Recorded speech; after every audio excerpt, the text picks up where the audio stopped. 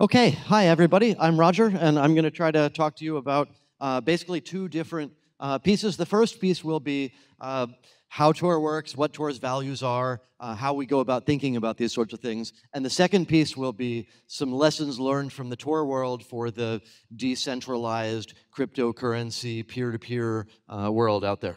So let me start with what is this thing called Tor?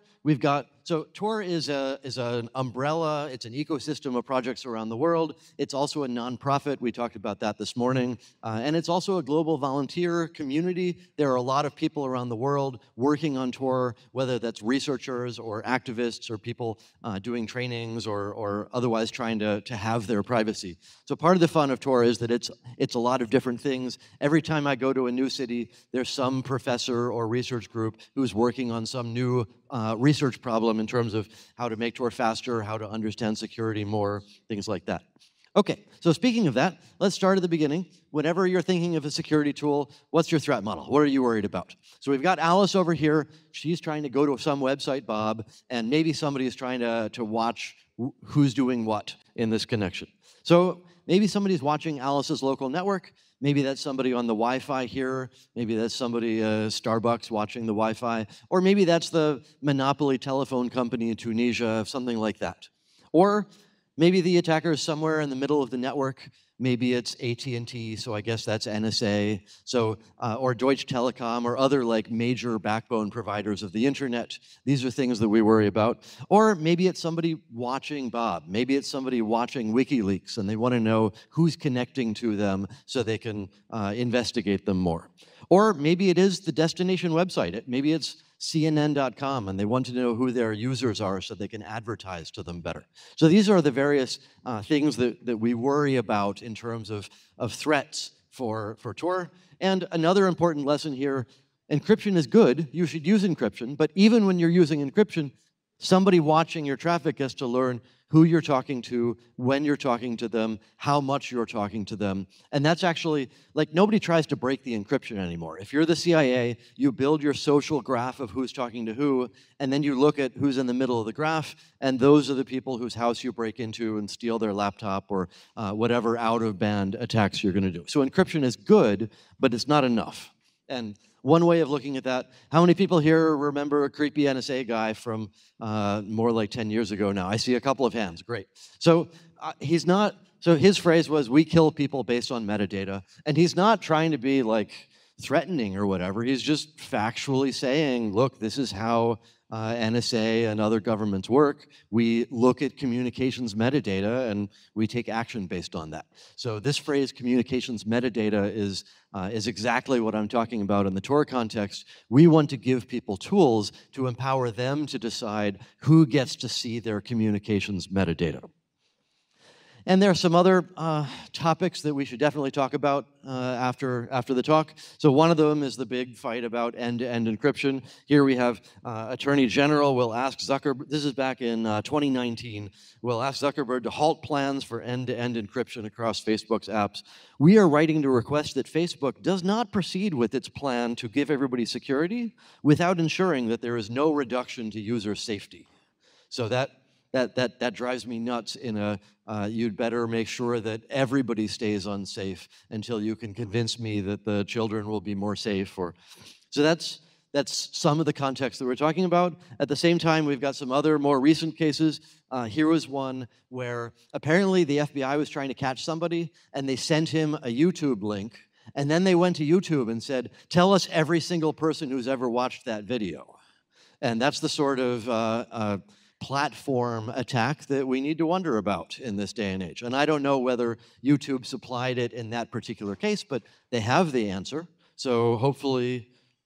And then a third example, more recently than that, there was a woman in Nebraska. I think she was 17. She got pregnant. She talked to her mom on Facebook Messenger about whether she should get an abortion. And Nebraska is one of those states where you really shouldn't talk about wanting an abortion. And Facebook turned over that communication, and she's being prosecuted for talking about wanting an abortion because of this fine country that we live in now. So this is, again, a situation where that platform does not have her best interest in mind. She no longer has control over who gets to learn about her communications metadata.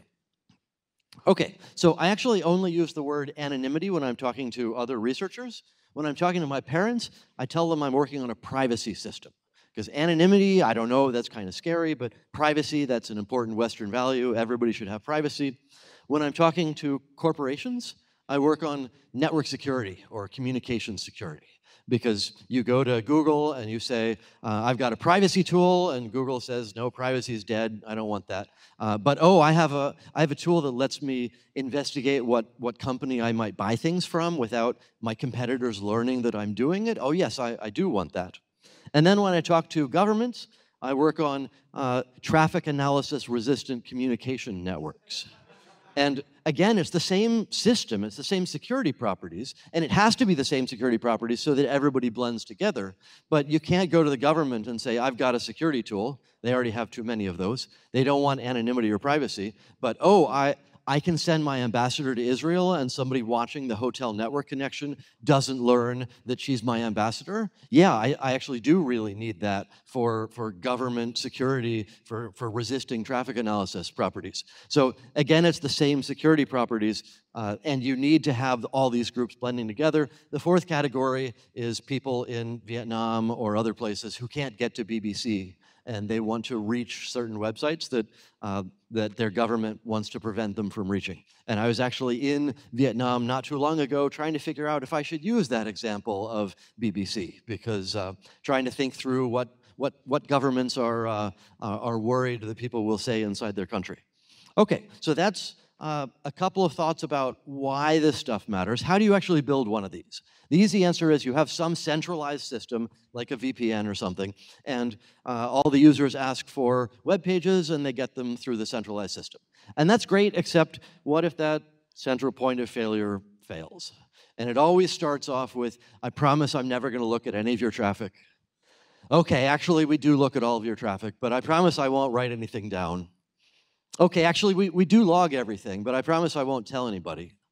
Okay, well, of course I answer subpoenas, but I promise I won't tell anybody else. And that, of course I sold the company, and yeah, I mean, I sold the data set along with it. So there's a recurring theme of VPN providers ending up owned by data mining companies, and nobody quite follows along with that. So, and it's worse than that, because even if somehow this company in Switzerland is amazingly honest and they really want to follow through, it's still one cable going into their computer and the same cable coming out. And if you can look at that single connection, you can match up this user is talking to that destination. So the goal of Tor is to decentralize things so no single point gets to learn both who the user is and what she's doing on the internet. So that's the decentralization in a nutshell. Happy to chat more about that, but I'm going to plow on to the second piece. So that was Tor from a network layer anonymity privacy perspective. There's a second piece to what Tor is, which is the application layer. Originally, we said, hook up your browser with the SOX proxy and you'll be safe enough, I hope. But then it turns out that there are all these browser-level problems, like it starts with whether you have plugins and so on, but then it turns into what version of JavaScript, what languages you have installed, which fonts you have installed, how many pixels by how many pixels your browser window is. All of these are application layer mechanisms that can let the websites track you and recognize you from time to time. So we have a fork of Firefox called Tor Browser that tries to deal with that second angle of what it means to be private on the internet. And this is exciting. So DuckDuckGo did a study a few years ago on what people think private browsing mode or incognito mode is. And a lot of people think it protects you from your ISP, the website you go to, the advertising companies, and so on. But actually, private browsing mode only aims to prevent somebody looking at your hard drive after you browsed for a while from learning which websites you went to. Yet, when DuckDuckGo asked people what they think private browsing mode does, they answered with, I think it does basically what Tor browser does. So everybody wants this. It's just hard to provide at scale. And maybe a simpler way of explaining this, I found this sad, funny comic a while ago where we've got Big Chrome saying, which website would you like to see? And we've got unhappy users saying, I don't want you to know. And then Big Chrome holds up the sock puppet and says, how about telling Mr. Incognito? and the user is totally happy. So this is the state of browser privacy safety on the internet right now, and we'd like to get something that's stronger than that. So it's not just a matter of there's a centralized third party, and you can't get away from that. Okay, so that was the first piece of the talk, which is the how does Tor work? What's it for? How do you think about these things? What are our goals? Now let's think about some of the second piece of the talk. What's some advice for the cryptocurrency world? I was doing the keynote for the Ethereum conference back in November, so I haven't talked to the Bitcoin people as much. I'd love to chat with you more. But what are some lessons? One of them is from the Tor side. One of my side hobbies is I invite myself to FBI conferences and go argue with them about Tor. And part of that is to teach them what Tor is and why privacy is important. And in a lot of cases, there are FBI people who use Tor every day for their job. But at the same time, there are also people who start off the conversation saying, my job sucks and it's your fault that my job sucks. And if I succeed, at the end, they're like, my job sucks, but now I understand that if Tor goes away from the world, my job's not actually going to get better, and it might actually get worse, because a lot more people will lack tools for safety.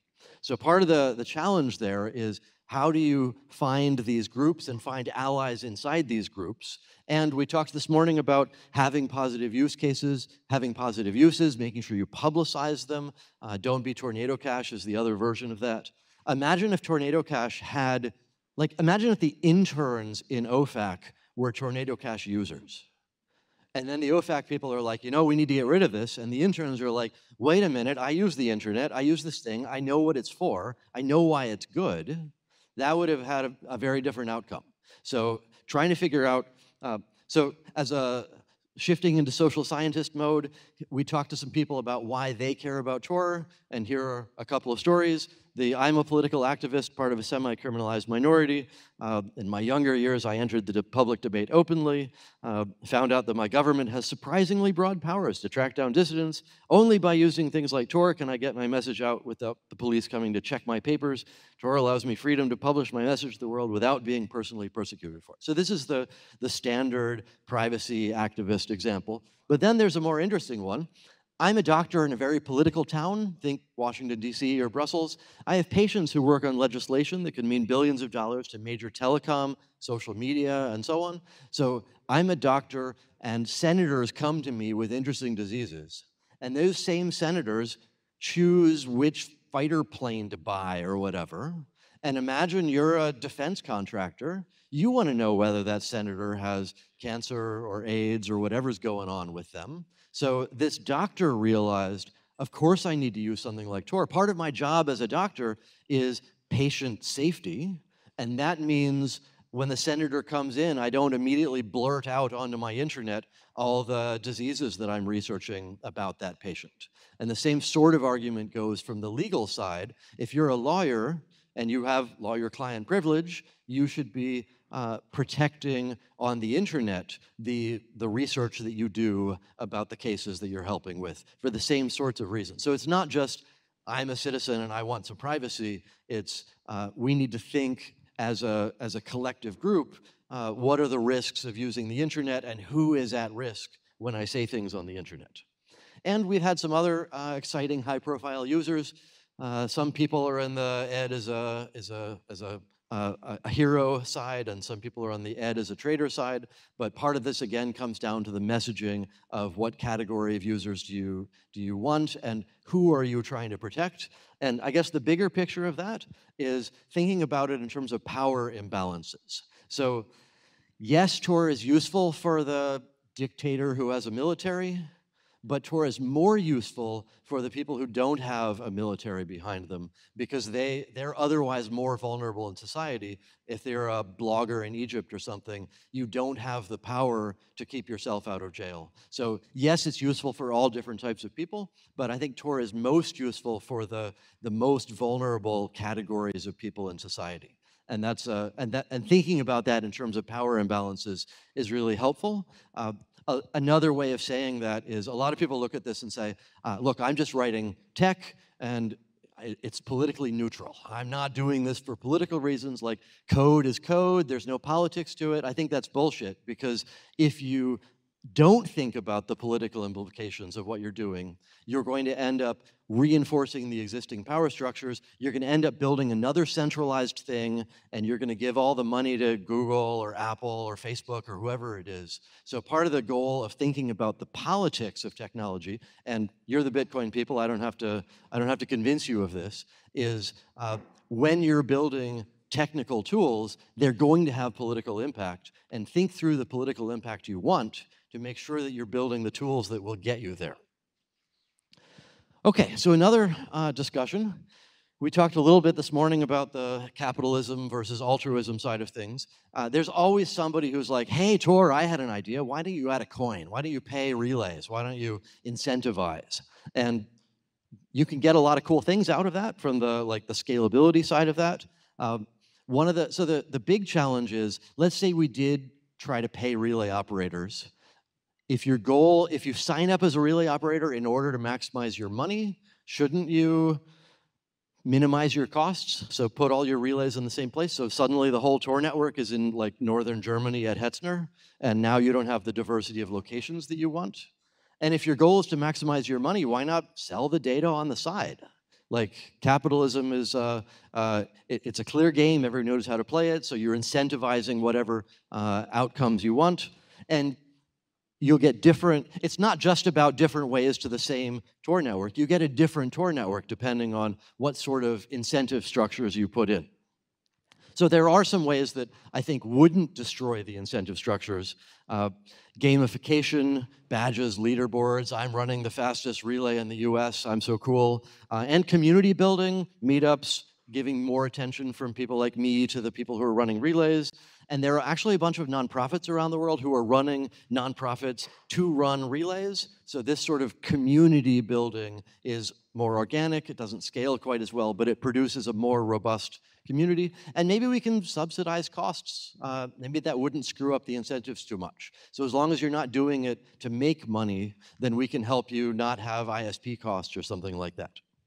And I mean, it's definitely tricky in this case. I don't want to be the guy who comes in and says the problem is capitalism, but I think adding capitalism really screws up a lot of different things. So for example, I guess another way of saying that, in the economics world, the phrase is mechanism design. How do we structure our incentives in a way that people do what we want? How do you get the outcomes that you have in mind? And from the Tor network perspective, imagine we did an incentive structure like that. You would want to incentivize not just having a lot of relays, you'd want to incentivize providing a lot of bandwidth. But providing a lot of bandwidth, how do you actually verify that that's happening? How do you, maybe there's some sort of cryptographic proof or something you can do of having enough bandwidth. Or you'd want to incentivize diversity of relay location. So maybe I'll pay you double if you're in a part of the world that doesn't have as many relays, something like that. But then the challenge is, what is your ground truth? What are your actual databases? So here's an example of somebody, I think the relay's in Sweden, but he has changed whois, he's changed all the GeoIP databases to list him as being in Antarctica. And he just did it because it's funny. He didn't do it to double his money or whatever, he just did it because it was cool. So the problem is, all the ground truth databases about where IP addresses are in the world are garbage. So yes, it's a cool idea to try to incentivize based on location, but the reality is you're not going to actually be able to verify these things. So think through how gameable these things are. I guess the other way of saying that lesson is the Bitcoin design is really elegant in terms of what incentives it aligns. But that doesn't mean you can take the same idea and apply it to some new situation like an anonymous communications network without really thinking through the incentives, and it's going to be a lot harder than you think. Okay, so another lesson, be critical infrastructure. So Brave, the browser, bundles Tor, and that means there are a lot of other Tor users that didn't have to figure out about Tor browser. They just downloaded Brave for why they did that, and they get Tor automatically. There are a bunch of privacy messaging tools out there that also bundle Tor and rely on Tor. There are operating systems that rely on Tor and build Tor in. Places like the BBC and Guardian and Facebook run Onion services. A bunch of the pluggable transports that we do to let people reach the Tor network despite censorship are reusable by VPN companies or other privacy projects or even the Bitcoin community. And I mentioned this morning also, so this purple graph are people running Bitcoin nodes reachable as Tor Onion services. And that is way over the 50% mark, are only reachable as Tor Onion services. So in some sense, the Tor network powers the Bitcoin network. And I was talking to one of the core devs this morning. I don't think they're all doing it because of the privacy properties they get. They're doing it because of the convenience and the easy NAT piercing and so on that lets you just spin up a node and not have to figure out how your firewall works and how to poke a hole in it and so on. Okay, so another lesson, learn from the past wins. So this whole crypto wars thing keeps coming up. Cryptography wars keeps coming up. And in the past, we had a genuine debate as society about whether HTTPS, by default, was going to destroy the world. Google said, of course I can't default to HTTPS. All the middle schools would block me because they want to be able to control what their students can search on the internet.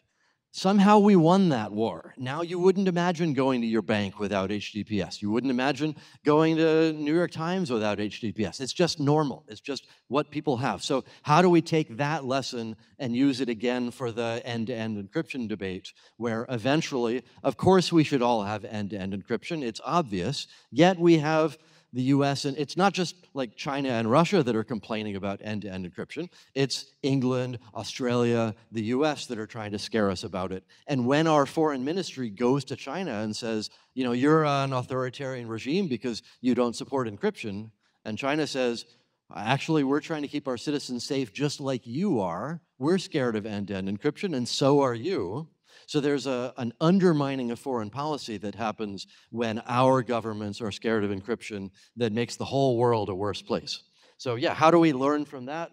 I'm not sure. One of the changes now, Apple's on our side in this round of the end-to-end encryption debate. So this is a letter that they wrote when somebody asked them to backdoor like one of the iPhones, and they said, no, we provide privacy. Now, to be fair, Apple's doing a bunch of billboards about how amazing privacy is, yay, and what they mean is, trust Apple. We will take care of your privacy.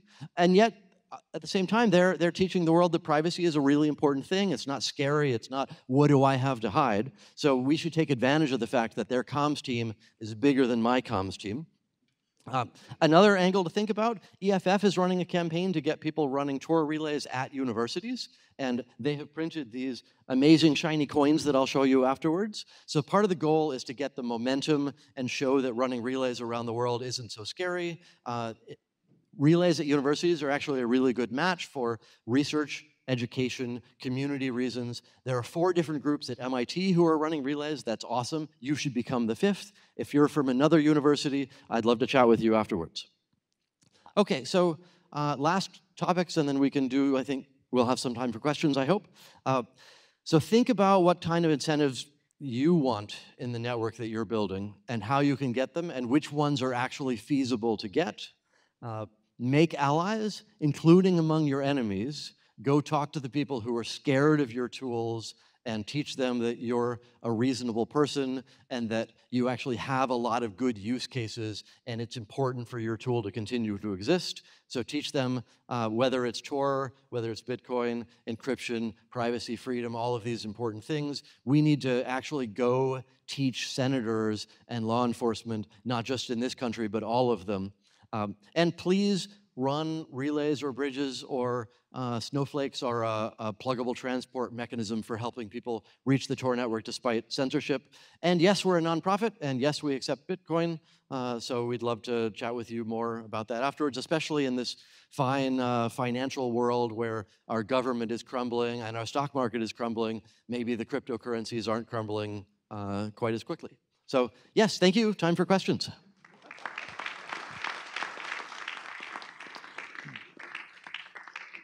Going to these FBI conferences, what's your approach with the agents? Like, I guess, how did you start going in the first place, and then what approach have you found to be the most successful?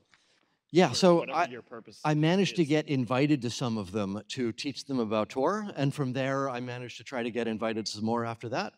In terms of how you convince them, so there was a case where I was arguing with this FBI guy, and he's like, "Surely you have a backdoor. Like, how all these other like VPN places, they all have backdoors. Like, how do you not have a backdoor in your tool? How could it still exist?"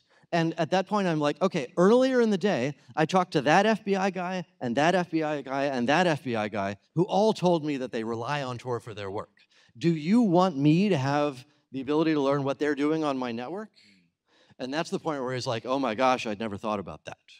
So thinking through, like, one argument that should work but doesn't work is imagine you're in a situation where rule of law works and you trust your government, so it's fine. But what if you have a new president that doesn't really respect the rule of law in the same sorts of way? I tried that argument on them over the years, and that didn't work at all. So, so thinking, basically, if there's a backdoor, it's usable by everybody, and it becomes a social decision about whether you enforce it for Saudi Arabia or for the US or for Germany and so on. It's no longer a technical question, and that's an unsolvable problem in terms of how do you keep everybody safe while having a truck-sized hole in your tool. So that's basically the argument that you have to have with them over and over. And not everybody will agree, but you'll find some allies. And once you've got those allies, then they can teach people from the inside. Thank you. Hi, thanks for a great talk. A couple of years ago, when Tor was transitioning from V2 addresses to V3 addresses, I asked a question at another Tor project talk if there was going to be some kind of solution for making addresses more human readable and human memorable. And at the time, I was told that something was in the works. Is something still in the works for making human readable Tor addresses? So one of the cool things about Tor Onion addresses is that because of how the cryptography works, the name itself is the public key, so you can self-verify without needing to go to some third party or certificate authority or anything like that. So that's the cool thing. The bad thing is that they're 56 characters long, and that makes it super hard to remember or type it on your own or something. So that's right now a trade-off that's a conflict. If you imagine adding some sort of DNS thing on top of that, you get human readable, but you lose the security properties because you no longer actually have the address, have the key in the address. So no, there is no silver bullet. I think Zuko long ago called it Zuko's triangle. You can't have decentralized, human readable, and self-certifying, self-secure addresses. And we don't have a fix for that. Thanks. Sounds good.